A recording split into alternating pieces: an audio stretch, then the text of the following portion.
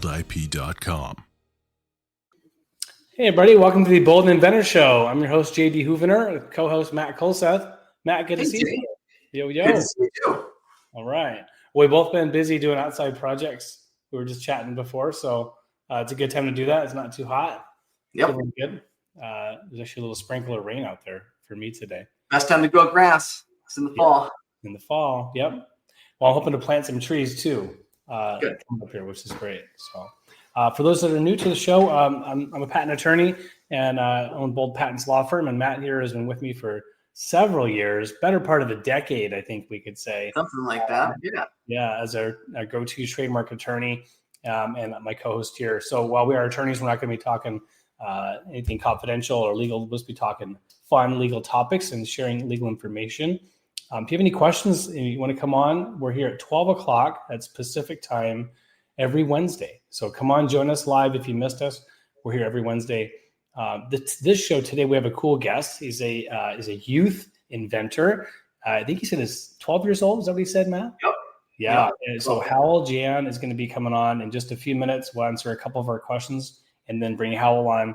His invention is very, very cool, intriguing, and I think is in the medical space for vision. So it's a VR sort of using the Google cardboard. It's a piece, and there's a VR headset tackling glaucoma. So we're going to get to hear how he came up with that and show it off, which will be really fun. What else, Matt? We got a government shutdown, I guess, today. Does that mean the USPTO just everybody goes home? How does that work? I don't know. I haven't looked into that yet. I mean, and any other government shutdown, the USPTO has been open. So I don't know. Have you seen anything about that today? Yes. I shouldn't have asked you. So Huda, our managing attorney, she sent this an image out to our leadership.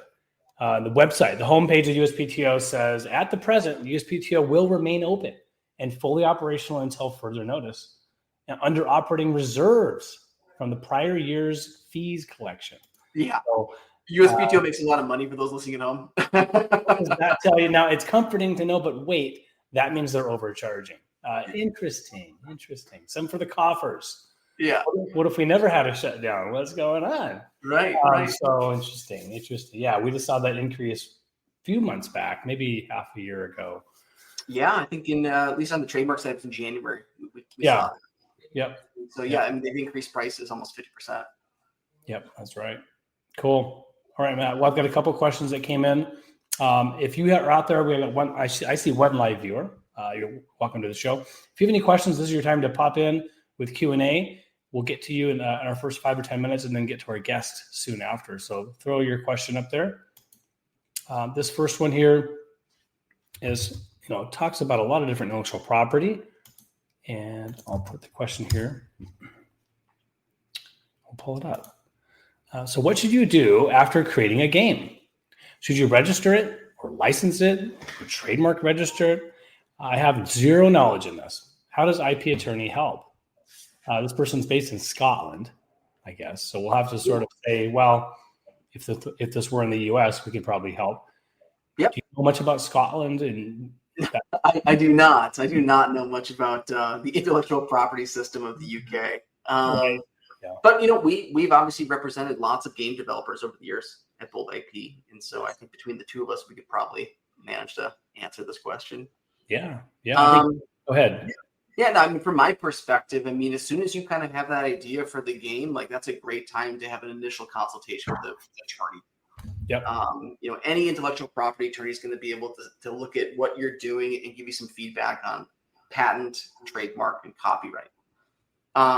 From my perspective, I'll focus on like the copyright and trademark side of things. If JD, you want to maybe talk about the patent side of a game, but you could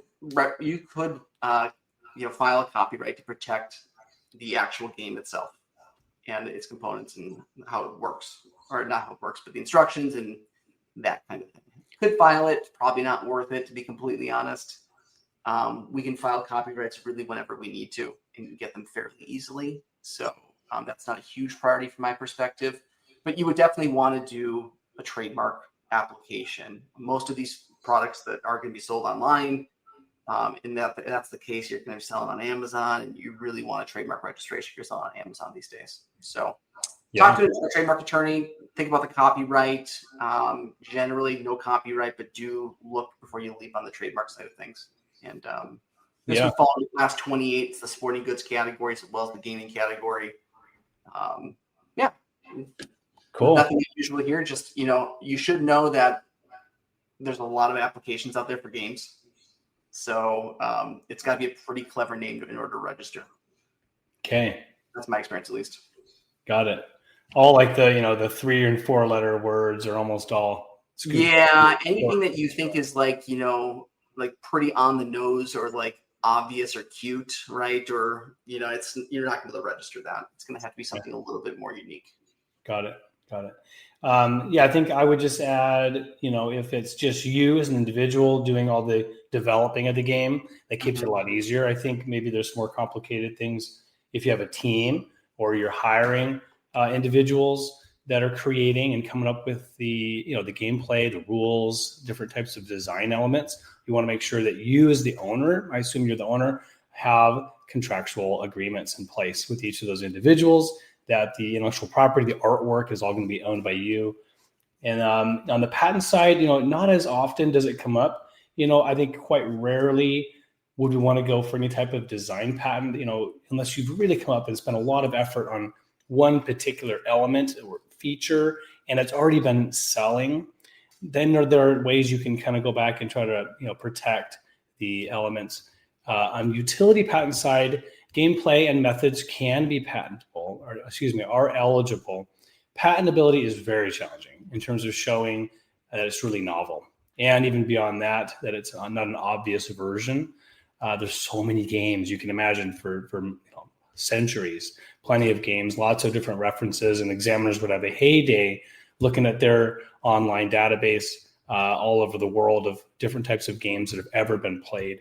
So again, just show that this is the first type of game that's ever been done before, and that it would be a non-obvious version of the game.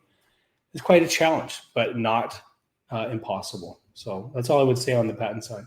Yeah, good advice there. I really like that you threw in the work made for hire agreements. If you're paying artists to create content for the game itself, you need to make sure that they don't own any of that, right? That you, as the the game developer, own that. Yeah, good advice, JD. Thank you. All right, let's do one more. This is Reddit. It's a little detailed. I think it might be worthy of our attention here. Let's see. Oh, it's a long one. So there is a name for a business that I'm interested in using. I'm planning on getting a lawyer, good for you, and doing this thoroughly because it would be a huge pain to mess it up. Yes. Given that this is Reddit, I figured I'd ask if a trademark was never granted for someone who applied for it. Right? Over a year ago, the request was refused. And as of a few months ago, the request was deemed abandoned. Can others apply for it without it being considered dead? Yes, you could. But, as a trademark attorney, I'm curious, why was that other trademark application abandoned? Was there an office action that, pointed out a huge issue with the name potentially, and they didn't respond to the office action, or they did respond to the office action but were unsuccessful? Right. I'd be curious about that. I'd be curious if the trademark is from a different class of products or services in the first place. But yeah, certainly you would want to talk to an attorney about this, because if you're finding if you're as a non-attorney potentially concerned about this, I think that's a great opportunity for you to go talk to an attorney. And is that all public? Can your new attorney you're kind of gonna pick up this abandoned idea, this concept, and claim and move it forward? I would be very worried about that, because if you're seeing an application that was abandoned, right? One, is that third party who abandoned the application still in business and still operating using that name? If so, they might still have rights in that trademark, not at the application, but they might have rights that are in common law or unregistered rights, both federally still, and potentially in the state in which they're operating, or the states in which they're operating. Yeah. So I mean, just because something's dead or abandoned, the USPTO is not, permission essentially to go to market with something. Got it. Yeah, interesting. That's a good question. And It is great a answer. really good question. Yeah. Well, I think we're going to bring our guest on. We got Hal who's been waiting. Thank you for hanging in there, Hal, and welcome to the Bold Inventor. Yeah, hello. Hey, all right, great to have you. I'd like to have you introduce us, kind of how this got started. Bold is a sponsor and participant in the National Innovation Challenge, and you were a winner. Would you kind of give us a little bit of a take on how you got into that NIC program and how it is that you end up winning? My sister has like always been interested in like science, and she was the one that recommended me this this challenge, and we both participated in it. Yeah. Love that. Love that. Big sister, younger sister? Older sister. Older sister. Okay, that's great. Good. Did she participate as well? Yeah. Oh, and did you beat her? Yeah, I did. Oh, nicely done, Hal. Okay. Yeah, very, very nice. And Hal, you must be in middle school. You look like you were what, 7th grade? Yeah, 7th grade. Nailed it. There you go. My daughter's in 5th grade. Matt, you've got a big girl. I got a 6th grader. Okay. And a 4th grader. Yeah. All right. But my daughter is not yet inventing, but you, sir, are inventing, Hal. Okay. Tell us about what it is you've come up with. We're dying to know. I'm going to put you on a larger screen and walk us through what you've come up with. So basically, I created like a low-cost method for like early screening of like open angle glaucoma, which is like a disease that causes like damage in the optic nerve and like loss of like peripheral vision. So unlike traditional detection methods, like tonometry machines or like physical eye exams, my system uses like virtual reality, specifically like the Google Cardboard and like a smartphone inside to test like the peripheral vision like at home. So this invention basically has 3 parts. The first part is like a VR-based grid test. Like it's a website that you can pull up on your phone, built using like HTML, CSS, and JavaScript. So the user basically wears this VR headset, and the person would see like a visual grid displayed across the field of vision, and then the user would point out which cells they can see. Hold on just a second, Hal. Hold on. You're doing good. Now, you put your phone in that cardboard box, right? And so that's how you're able to see images, right? There we go. Yeah. Okay. And let me back up a little bit more, because so I don't understand glaucoma. So could you go back a couple of steps, help me understand? So it's a loss of peripheral vision. Is that how? Yeah. This type of glaucoma? Yeah. I don't even know that. I mean, I know I've heard of it, and it's something I don't know if you can prevent it or not. But early detection sounds like it's a good thing. Is that right? Is it, if you just get it early, you can get it treated? Yeah. The idea? You can't like fix it completely, but you can stop it from like blocking all your vision. Yeah. Right. And one might not know that you're kind of losing periphery. Yeah. Because it kind of spreads really slowly. So you wouldn't be able to tell if it's like covering your vision. Hal's nailing this glaucoma thing. So for those following along at home, right? Glaucoma is a disease essentially where you have like damage to the optic nerve over time. Basically, the optic nerve is getting pressed on because you have excessive pressure buildup in like the globe of your eyes. And so folks take, they use drops basically to lower the internal pressure of the eye to help reduce the strain and pressure on the optic nerve. One of the things that Hal was talking about with his device is that in medical, I know this because I used to be in medical and my wife owns a couple optical practices, but when folks have glaucoma, they're typically tracked on a quarterly basis to see if their vision is degrading. And we use this really expensive machine called a visual fields machine, typically, to help measure that. Really expensive, really big device. Sits in a corner of a room, takes up a lot of real estate.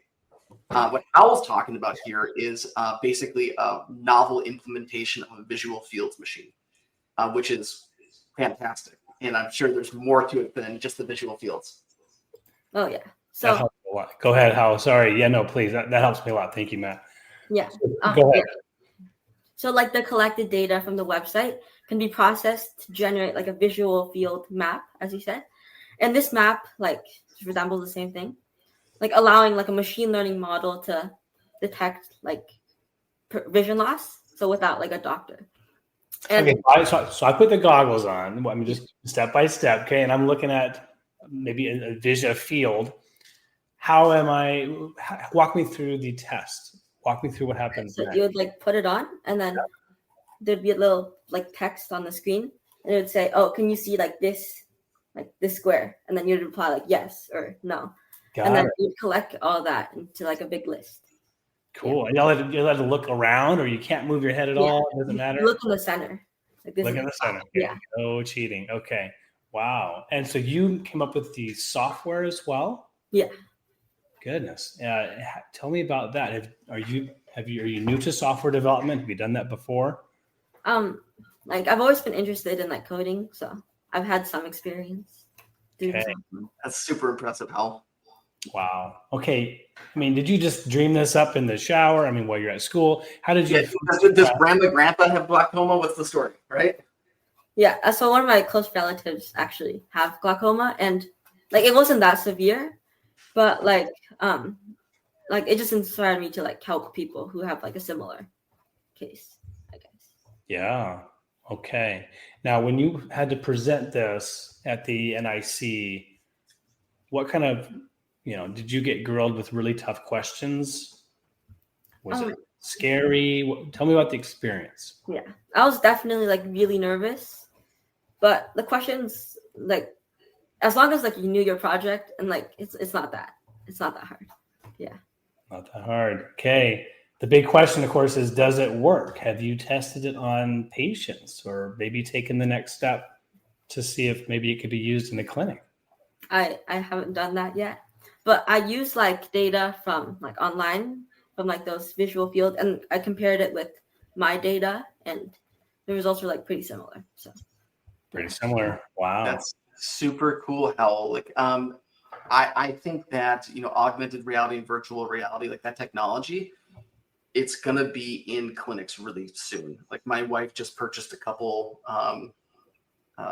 I guess Meta headsets for her offices because they're actually using virtual reality now to help create custom lenses for people based on their own personal like needs and vision. So yeah, I think your product, like your idea, like that's, I mean, if it can be implemented into that technology, like it's a no-brainer for a lot of people. Very cool. Yeah. All right. So what's next for this? I know how you got a lot of other things, to make sure you keep your grades up in middle school and beyond. But are you going to pursue this in terms of taking it to market? Are you interested in securing intellectual property? Let's talk about that. Have you spoken about, patents or trademarks? Yeah, I've spoken to like one of the lawyers at the patent office. Like, cool. Yeah, and they said it was like possible, I guess, to pursue like a patent. Okay. I think I want to improve my like design first, maybe before. Right. First step, yeah. Well, that's good. Well, excellent. I mean, do you think this is, something that your parents would help with in terms of trying to get you, some resources to develop it? Or are you going to have to try to save your own money up and get a part-time job? Pretty young to do that. My parents, I think, support me in a lot of ways. That's fantastic. Yeah. Fantastic. Well, it's a great opportunity to be on the receiving end of that, of winning the NIC. It's a big deal. And I guess way we can wrap up, if you could walk us through, your sort of look back, if you're going to do this again, and I don't know how long it took you to get to the finals, but would you have done anything differently as you came up with it or as you developed it at all? I think like a really important thing I should have done was like do more research before just starting like building everything. Because you might miss out on like key information about thing you're trying to fix, and that's going to cost like a lot of time. Yeah. So you had to go through a lot of iterations and trials and errors. So the more you learned about glaucoma, the more you had to go back and change things. Yeah. Cool. So Yeah, so I guess it sounds like, for you, like if you had done maybe some more research into glaucoma initially, it could have helped you with developing the actual solution for the test. That's a really great insight. Absolutely. Golden nugget there, JD. Absolutely. Conduct some research and know the problem you're solving before just kind of developing a device. Well, I think you're on the right track. I think, while I'm not going to give, I don't want to give too much advice. One thing I do want to point out is that when you do publish or share an invention, a 1-year timer does start.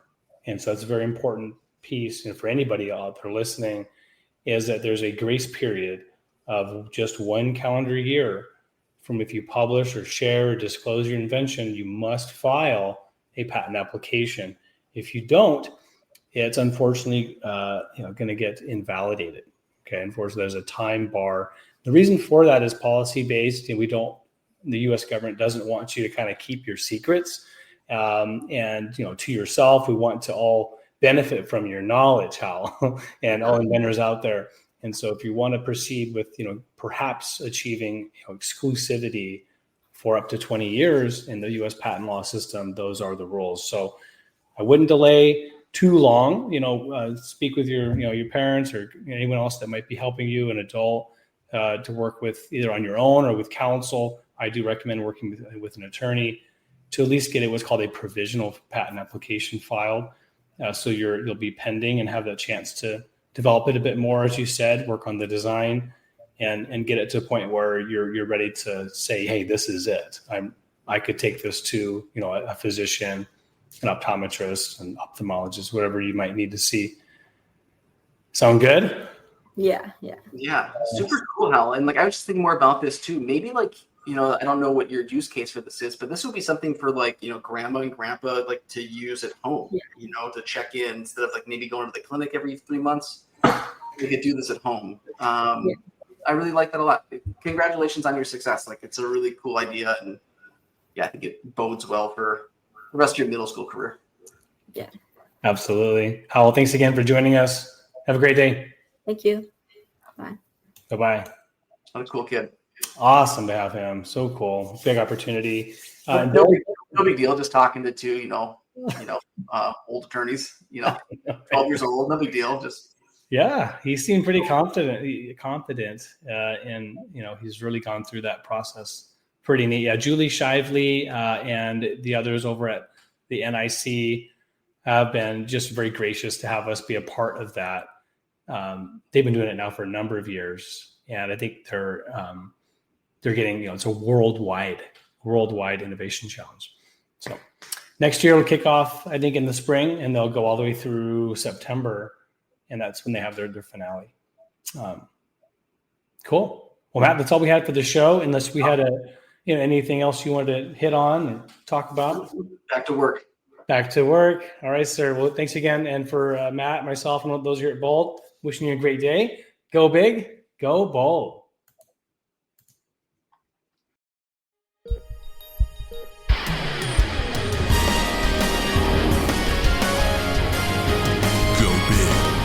Go bold at boldip.com.